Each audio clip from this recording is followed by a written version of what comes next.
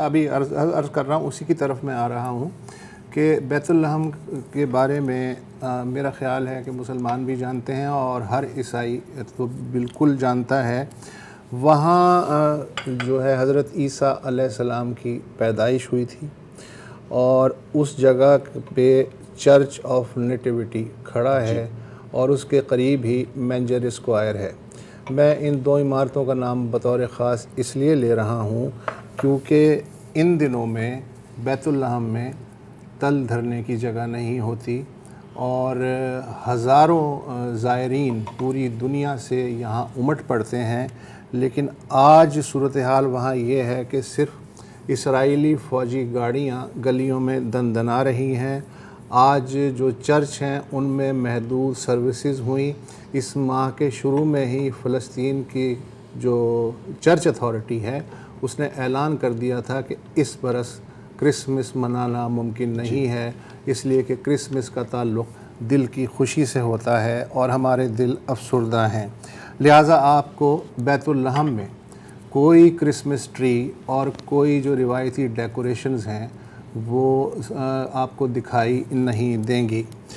اس موقع پہ pope Francis انہوں نے اپنے کرسمس پیغام میں خاصی کھل کے بات کی ہے۔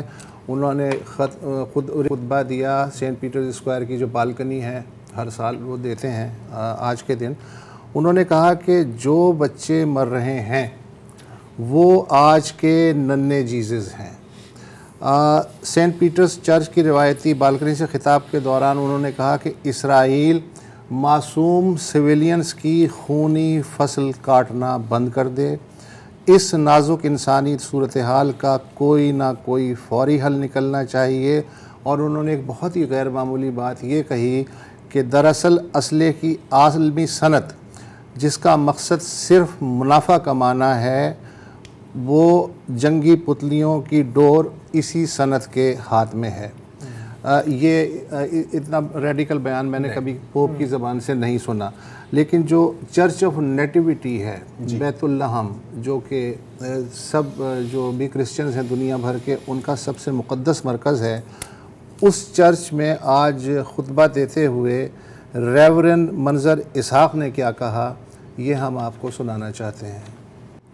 یہ تھی ریورنڈ منظر اسحاق کی کھلی باتیں، اور ہم آپ کو بتا دیں کہ ہر سال روایتی طور پہ بیت اللحم میں چرچ آف نیٹیوٹی کے باہر جیزس کی پیدائش ڈپکٹ کرنے کے لیے اسکلپچر جو ہے کریٹ کیا جاتا ہے۔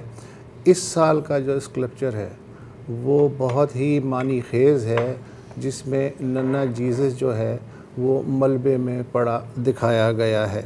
اس کے علاوہ بھی جو دیگر آرٹسٹ ہیں انہوں نے بھی اس موقع پہ اپنے جذبات کو کینوس پہ اور تصویر کے ذریعے منتقل کرنے کی کوشش کی ہے۔ مثلاً ایک معروف فلسطینی آرٹسٹ ہیں رینے بشارہ، انہوں نے بیت اللحم میں رہتے ہیں وہ، اور انہوں نے ایک تصویر بنائی ہے اور اس کا نام ہے لٹل جیزس ان انکوبیٹرز۔ یہ آپ کو یاد ہوگا کہ غزہ کا جو الشفا ہاسپٹل تھا اس میں کوئی 19-20 بچے تھے جو انکوبیٹرز میں تھے، اور جب الشفا ہاسپٹل خالی کرایا گیا تو انہیں وہیں چھوڑ دیا گیا اور وہ سب شہید ہو گئے تھے۔ یہ اس کی جانب اشارہ تھا۔